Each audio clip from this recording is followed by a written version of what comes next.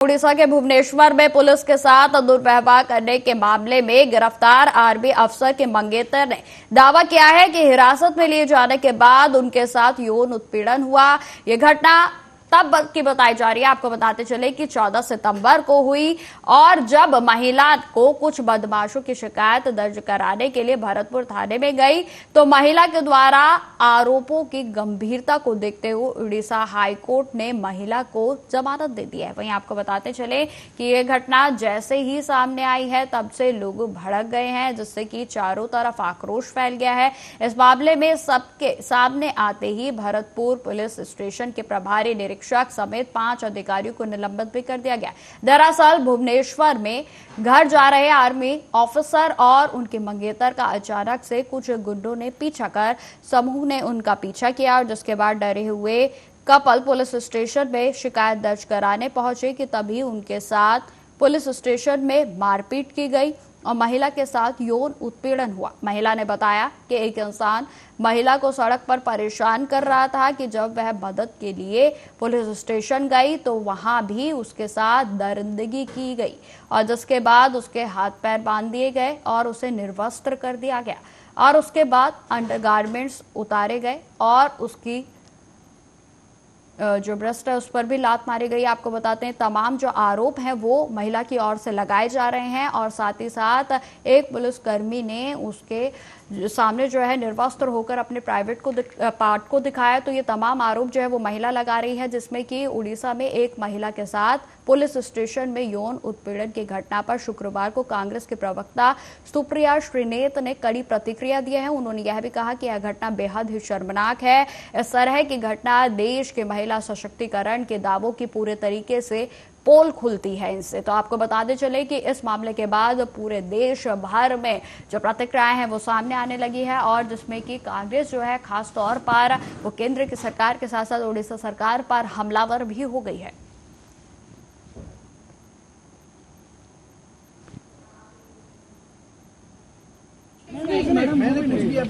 Sir, I am not talking with you. I am not speaking with you. I am speaking with the people who are trying to misbehave with me. They are. मेरी गाड़ी, मैं पैर दिखाऊं, अपना बाल दिखाऊं, मैं जो तो हमें मत दिखाओ ना। इधर इधर मैं आप कौन हो? मोहन माझी होने से भी आप कौन हो? कौन है मोहन माझी? अरे बाप रे। I don't know who is Mohan माझी। भैया भैया अमन चल। अरे भाई चलो।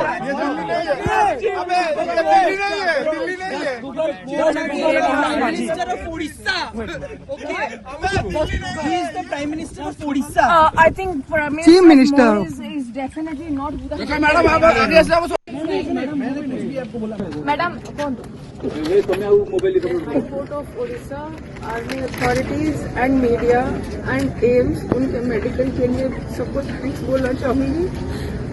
दैट इज द रीजन अभी मैं यहाँ पे बैठ पा रही हूँ ठीक से और फ्री हूँ, because I was wrongfully thrown into jail. 15 को रात को अराउंड 1 o'clock 1 AM अपना रेस्टोरेंट क्लोज करने के बाद मैंने वो अपने घर जा रही थी। कुछ गाड़ी ने हमारा रास्ता रोका था और हमसे लड़ने की कोशिश की थी। उनसे जैसे भी बचाते हम लोग जब गाड़ी में वापस बैठे और उसका FIR भरतपुर पुलिस स्टेशन गए, वहाँ पे लेडी कांस्टेबल बैठी हुई थी अपने नाइटी में रिसेप्शन पे और कोई भी नहीं था। उनको मैंने बहुत बार FIR लिखने के लिए बोला, मेरा कंप्लेंट लॉन्च करने के लिए बोला, क्योंकि बहुत सारे लड़के थे वो लोग, तो वो पीछा हमारा कर सकते थे वापस। उसके लिए मैं उनको चाहती थी कि वो FIR लिखे या पेट्रोल भेजे या कुछ करे। उन्होंने मुझे कोई हेल्प की नहीं, उल्टा मेरे साथ गाली गलौज की। ये वीडियो जैसा कि मैंने आपको बताया, हम उनकी आइडेंटिटी रिवील नहीं करेंगे, लेकिन ओडिशा की एक बेटी अपना रेस्टोरेंट बंद करके रात को निकलती है। कुछ लड़के उसके साथ ईव टीजिंग की बात करते हैं। रोड रेज का मामले की कंप्लेन लेकर वो और उसका मंगेतर जो इंडियन आर्मी में ऑफिसर है वो पुलिस स्टेशन पहुंचते हैं।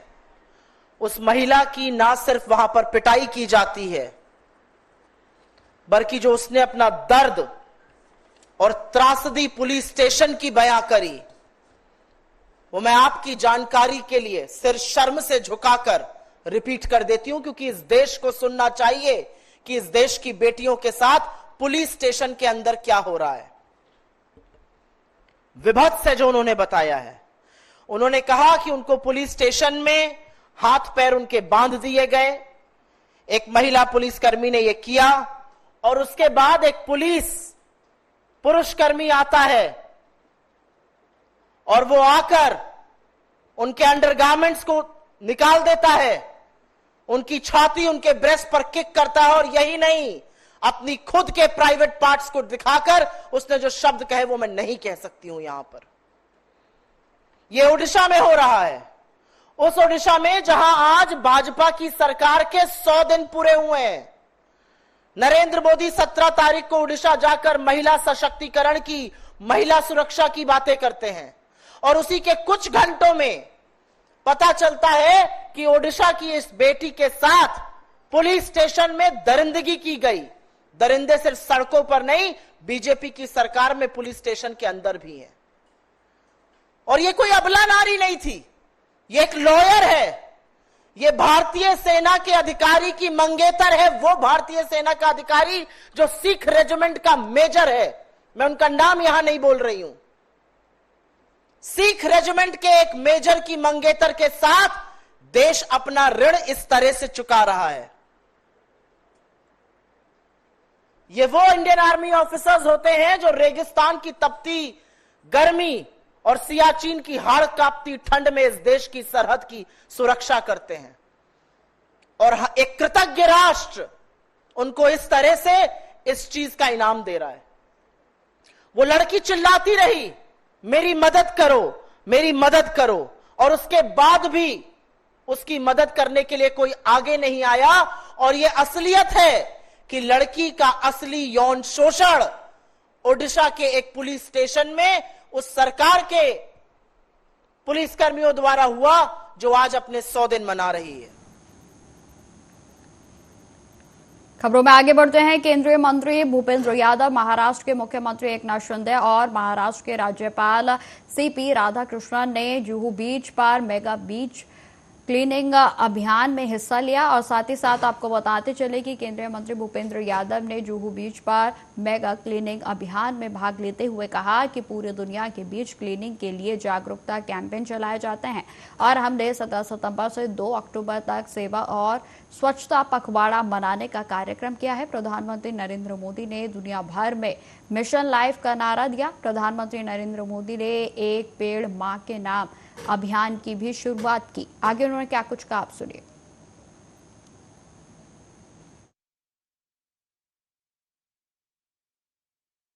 तो आपको बताते चले कि महाराष्ट्र के मुंबई में आज एकनाथ सरकार के जो तमाम अधिकारी, माफ कीजिए कार्यकर्ता हैं, उनके द्वारा आज क्लीनिंग अभियान चलाया जा रहा है। और जहां पर जुहू बीच पर क्लीनिंग अभियान के साथ साथ एक पेड़ मां के नाम का अभियान भी उसका आगाज किया गया।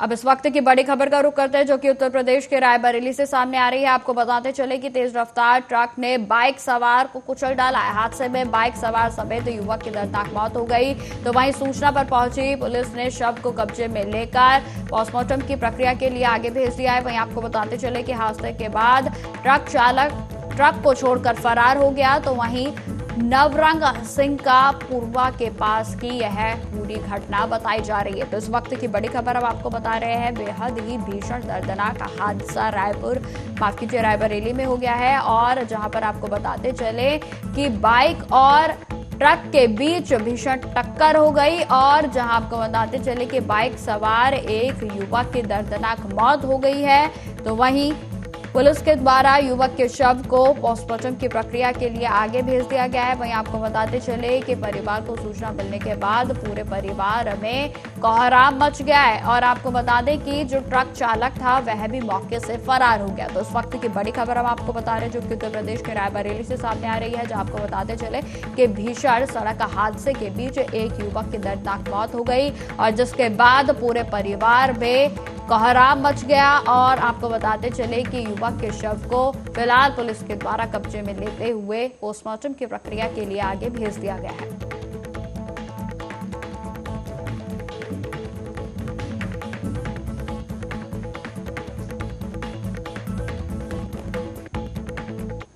एक और बड़ी खबर का रुख करते हैं जो कि रायबरेली से ही सामने आ रही है। आपको बताते चले कलयुगी मां ने नवजात बच्चे को झाड़ियों में फेंक दिया। जी हां, आपको बताते चले कि मानवता को शर्मसार करने वाली मां की एक करतूत सामने आई है जिसमें नवजात बच्चे की दर्दनाक मौत हो गई।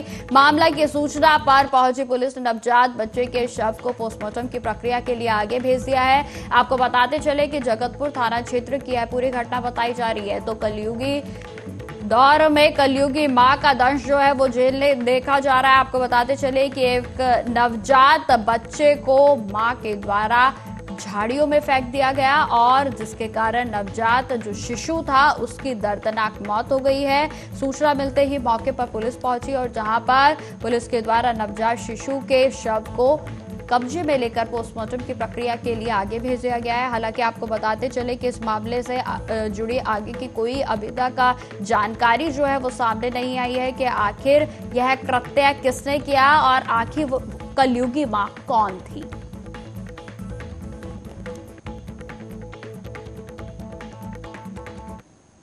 तो उत्तर प्रदेश के रायबरेली में लगातार जो अपराध है वो बढ़ता ही जा रहा है। आपको बताते चले कि अगली खबर भी रायबरेली से ही है जहां पर छात्रों ने प्रिंसिपल पर जानलेवा हमला कर दिया। छात्रों ने अपने साथियों के साथ मिलकर प्रिंसिपल पर जानलेवा हमला किया है। आपको बताते चले कि हमले से प्रिंसिपल गंभीर रूप से घायल हो गए। प्रिंसिपल का इलाज अस्पताल में जारी है। तो वहीं विद्यालय में छुट्टी के बाद यह जानलेवा हमला किया गया। जो लकड़ी की फंटी होती है उससे प्रिंसिपल पर प्रहार किया गया और जिससे जो प्रिंसिपल है वो बुरी तरीके से गंभीर रूप से घायल हो गए और जिसके बाद उन्हें अस्पताल में भर्ती कराया गया। हालांकि आपको बताते चले कि अभी इस तरह की कोई भी जानकारी सामने नहीं आई है कि आखिर किन कारणों के चलते प्रिंसिपल पर गुस्साए छात्रों के द्वारा हमला किया गया। आपको बताते चले कि पीड़ित प्रिंसिपल ने पुलिस को इस मामले की तहरीर दी है और जिसके बाद पुलिस जांच पड़ताल में भी जुट गई। आपको बताते चले कि बछरावा थाना क्षेत्र के गांधी विद्यालय इंटर कॉलेज का यह पूरा मामला बताया जा रहा है। तो इस वक्त की बड़ी खबर हम आपको बता रहे हैं जो कि उत्तर प्रदेश के रायबरेली से सामने आ रही है जहां पर छात्रों के द्वारा एक स्कूल के प्रिंसिपल पर हमला किया गया, जानलेवा हमला किया गया और इस हमले के चलते जो प्रिंसिपल है वो बुरी तरीके से घायल हो गए और जिन्हें अस्पताल में भर्ती कराया गया है।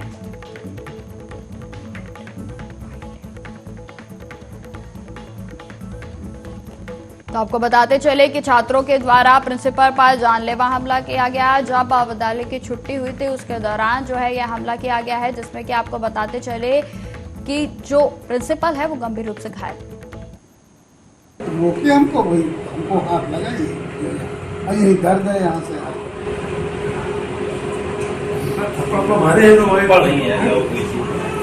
थप्पड़ नहीं रोकिए हमको हाथ लगाइए, यही दर्द है यहाँ से।